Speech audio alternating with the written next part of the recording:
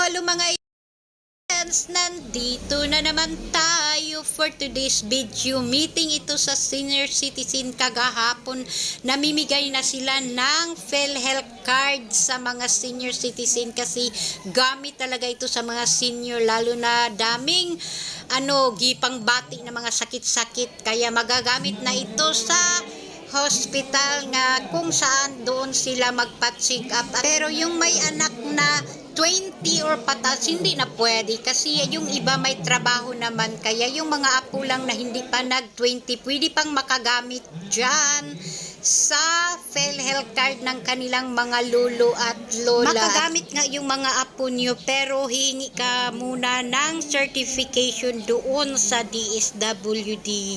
At yan, napamigay na nila, nagpipicture taking lang muna sila dyan. Madami-dami naman ang nakatanggap, mga 20 siguro sila, yung iba hindi pa nakatanggap. Yun lang. Thank you so much for watching and for more. Bye-bye!